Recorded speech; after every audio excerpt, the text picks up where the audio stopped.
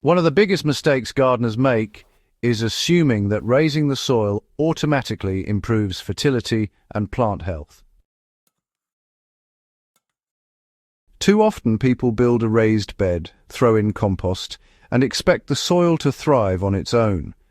The reality is, without understanding how soil life responds to raised beds, you can actually harm the organisms that make your garden productive.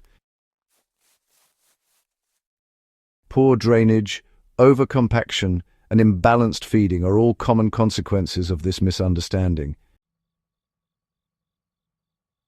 Before diving deeper, if you're serious about getting your soil working for you rather than against you, hit subscribe.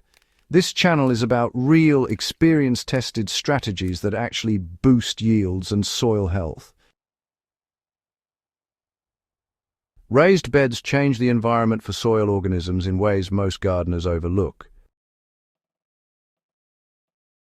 When you build a raised bed, you're not just lifting soil off the ground, you're fundamentally changing its temperature, moisture retention, and aeration. All of these factors directly influence bacteria, fungi, and earthworms. I've observed in backyard plots that raised beds warm up faster in spring, which can accelerate early microbial activity. That's good if you want a head start, but it can also dry out the top layers quickly if not managed. In hydroponic media that mimic soil or use composted substrates, this effect is less pronounced, but the principle is the same. Microbe populations respond to changes in moisture and temperature much faster than most gardeners anticipate. One problem I see frequently is over-amending a raised bed with fresh compost or fertilizers right after construction. Too much nitrogen at once can create a flush of microbial activity that depletes oxygen near the roots. In some of my trials, with 4 by 8 foot raised beds, I noticed seedlings wilting not because of drought or disease, but because microbial respiration had temporarily consumed oxygen in the root zone. Balancing organic matter with soil structure and aeration is honestly critical.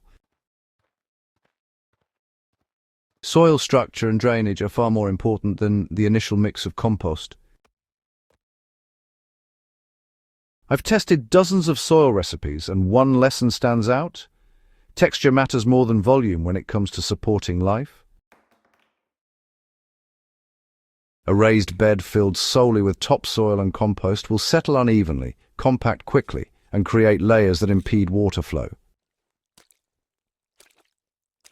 In a small 3 by 6 foot bed, I always layer 2 inches of coarse sand or fine gravel at the base, then mix topsoil and compost in roughly a 3:1 ratio.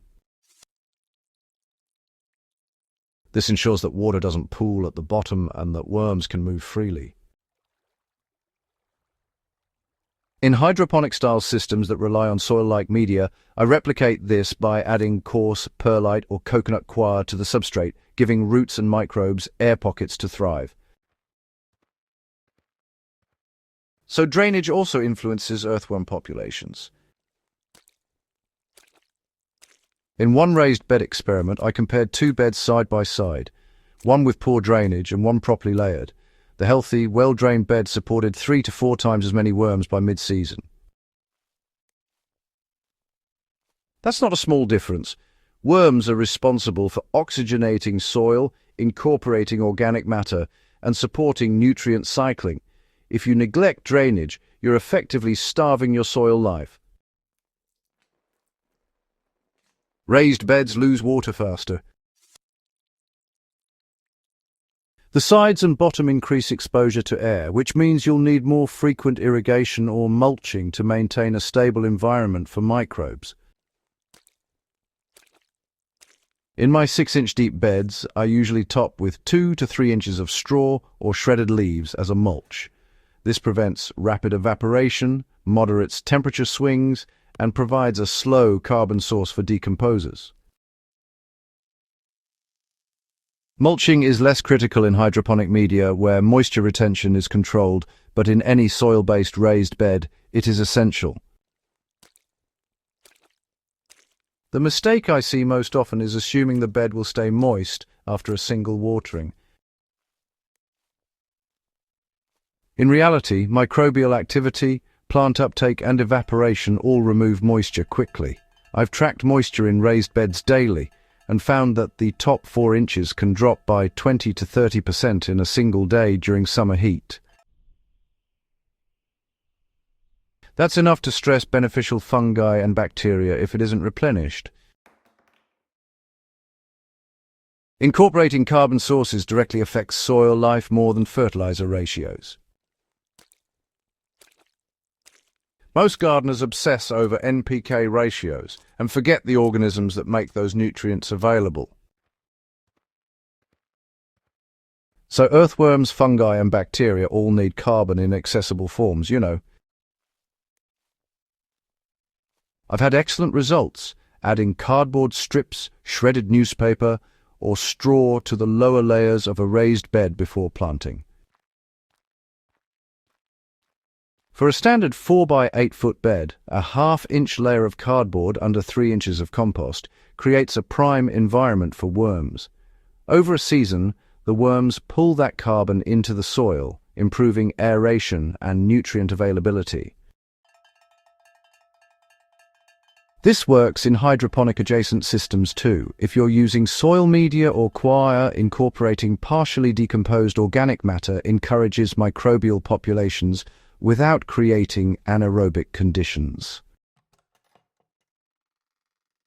I generally mix 10 to 15% by volume of aged compost or shredded plant matter into the growing medium. Too much fresh material will tie up nitrogen temporarily, but the right balance encourages life rather than starving it. Raised beds are, a bit more sensitive to overuse. I've seen worm populations decline after planting the same crop year after year, especially without adding fresh organic matter. Cover crops are honestly an excellent solution. Legumes or buckwheat planted in the off-season can rebuild soil life, suppress weeds, and provide nitrogen naturally. In a 3 by 6 foot bed, just a thin 2 to 3 inch layer of cover crop biomass turned in at the end of the season can actually support a dramatic increase in microbial activity the following year. Another tip that, often goes ignored is regular observation. When I check beds, I look at soil color, moisture, smell, and of course worm presence. Dark, crumbly soil with a sweet, earthy smell is alive. Adjust composting, mulching, or irrigation accordingly. In hydroponic soil systems, the equivalent is observing root mass, and the condition of the substrate, healthy roots in a well-aerated medium, indicate the microbial ecosystem is working. Raised beds aren't perfect. So they warm quickly in spring, but that can actually accelerate nitrogen loss. They drain well, which is great, but it does mean you'll need to water more often.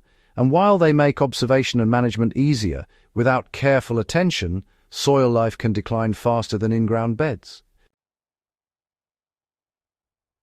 The key here is really understanding the consequences of each choice. For instance, adding too much organic matter too quickly can actually deplete oxygen, and if you ignore things like mulch or cover crops, it can dry out or even exhaust the microbial community. Every intervention has a trade-off, and honestly, recognizing that is what separates successful gardeners from those who struggle despite all their effort. When raised beds are managed with soil life in mind, the results are tangible. I've observed beds with a balanced mix of compost, carbon layers, and proper drainage hosting 2 to 3 times the worm density of nearby conventional plots. Microbial activity improves nutrient availability, reduces compaction, and enhances disease suppression. Plants grow faster, resist drought better, and yield more consistently. In hydroponic-style soil media, similar principles apply. Aeration, organic matter, and moisture stability directly affect root health and overall productivity. The biggest lesson I've learned over years of experimentation is that raised beds reward consistency. Adjusting moisture daily, adding small amounts of organic matter every week, rotating cover crops, checking worm activity regularly. These steps, honestly, produce better soil life than those big, one-time overhauls. For serious gardeners, this is really where results come from. Steady, informed maintenance, rather than those flashy, one-off solutions. If you found these insights useful, go ahead and subscribe to Farm Logic. Sharing this video helps other gardeners understand how soil life responds to raised beds and why managing microbes, earthworms, and organic matter carefully is the difference between, mediocre growth and truly productive gardens. So, next time you build a raised bed, try to think about more than just soil mix and plant spacing. Focus on life in the soil, drainage, moisture, carbon inputs, and observation. That's really the approach that consistently produces resilient, fertile beds that feed you year after year.